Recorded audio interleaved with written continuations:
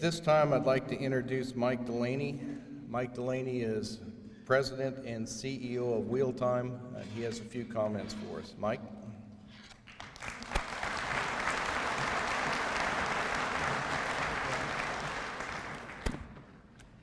Thank you, Mike, and thank you, TMC, for celebrating technical excellence in everything you do and stand for. Competition changes everything. Take a look at this video.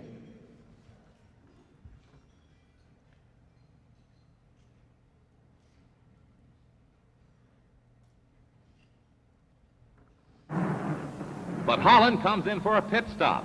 Time to refuel and change tires. Lou Moore himself changes the tires. Only 4 crew members, including the driver, are allowed to work on the car.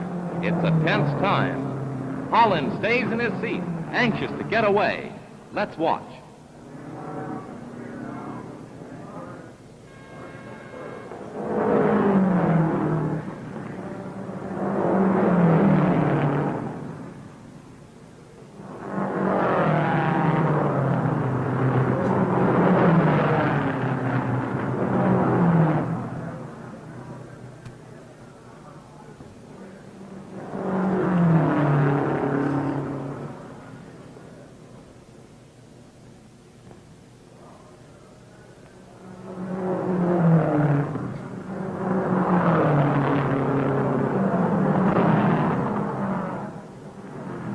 Tires are changed at last.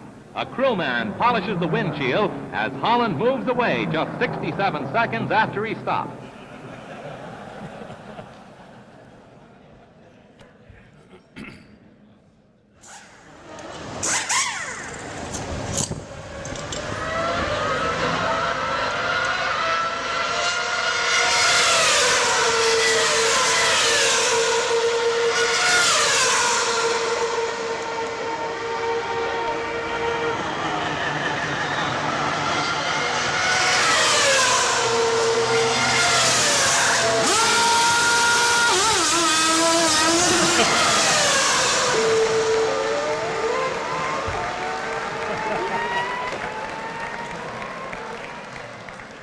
My favorite was that windshield washing guy. Get some Windex already.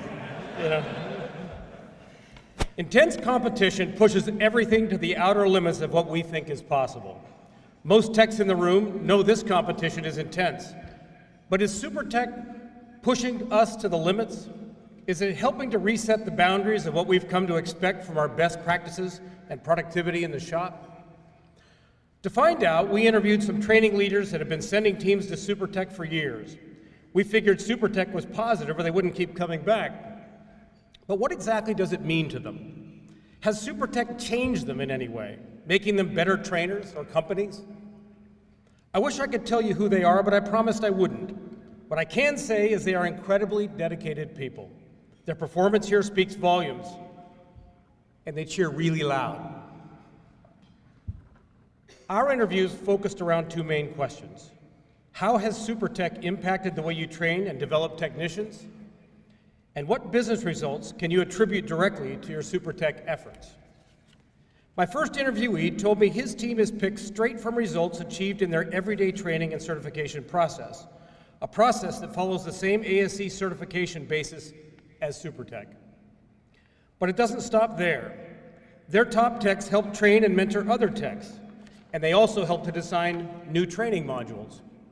He defines the best team as one where each member can do anything. Broad skill sets make his techs capable of working independently, but they can also assist others in trouble.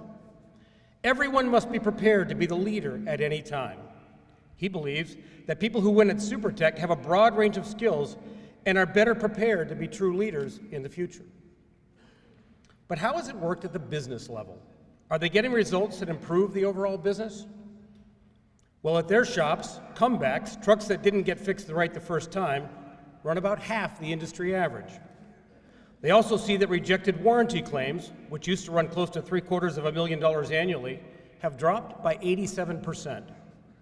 Productivity is up, and shop throughput is up, because the time to fix things has been significantly reduced. The result? Units out of service are down by 20%. no small feat with many thousands of vehicles rolling. We heard some of the same comments from the next training leader who said, "SuperTech has made us a better company. It inspired us to invest more in training and to focus on better ways to train and develop people." In fact, their training budget has risen over 100% since they started, but it's an investment that has already paid great dividends. He told me, "It has gained the attention of the company's top management.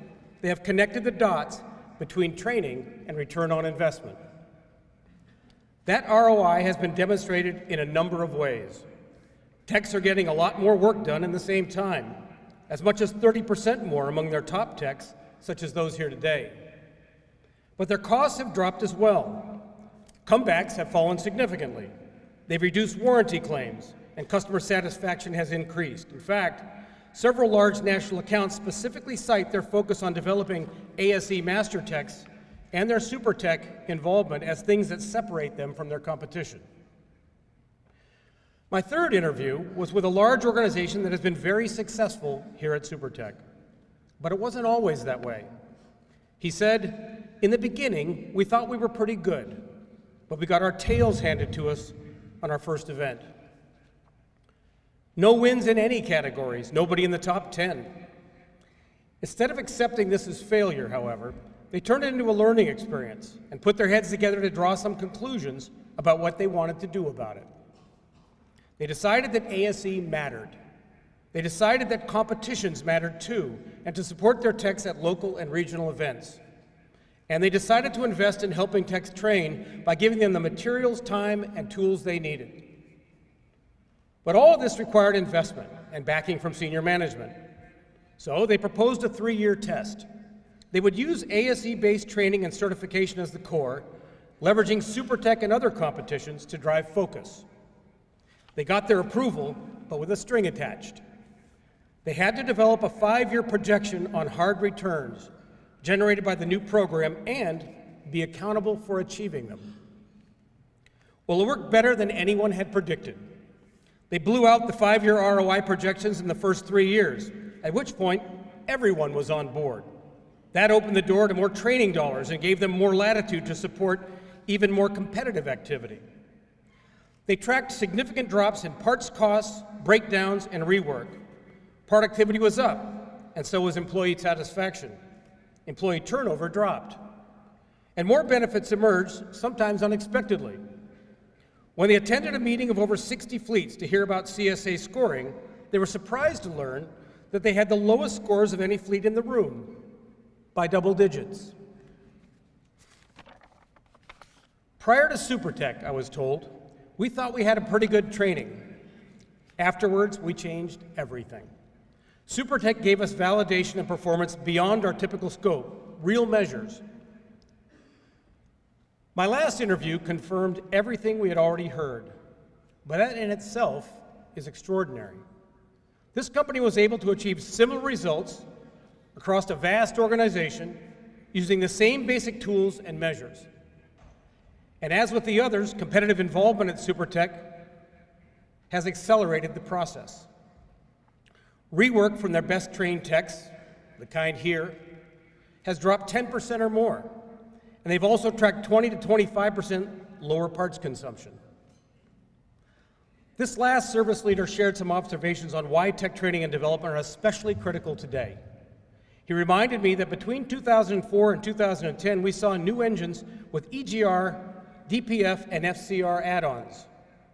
For the Cummins ISX alone, that meant over 800 new fault codes, each of which could have 6 to 8 solutions. And that's just one engine, one component. Historical approaches aren't enough when technology is changing as fast as it is now. To maintain productivity, we'll have to up our game in diagnostics, repair, and our methods for developing people. The kind of training it takes to win right here. From SuperTech, we see a pattern of both standard methods and predictable results that has emerged beyond the competition. A formula has been revealed that anyone can follow, delivering results that anyone can duplicate. A lot of smart people came together to make SuperTech happen. The funny thing is, most initially had no idea how powerful it would become as a change driver. SuperTech is definitely about celebrating technical excellence, but it's become more. Through this competition, we have data that sheds a whole new light on where to focus our efforts to create the most impact. We have reliable training methods that deliver measurable returns. Winning at SuperTech today means diagnosing more complexity, more accurately, and more quickly than ever before. It means knowing, not thinking, that your truck won't come back. And it means taking team-based leadership to new professional levels to guide the next generation of techs. 10 years after inception, SuperTech is changing the way companies are doing business. I don't think anyone we interviewed ever thought of themselves as pioneers. They could see their own progress, but I don't think it ever occurred to them that they have been helping to elevate our entire profession. And it's you techs in the room that are driving that change. With each competition, you raise the bar further. So to all of you who have worked hard to make SuperTech what it is today, and to all of you professionals who participate as competitors, and to all of you who have pioneered ways to drive the spirit and professionalism of SuperTech into organizations all over North America, thank you for changing everything.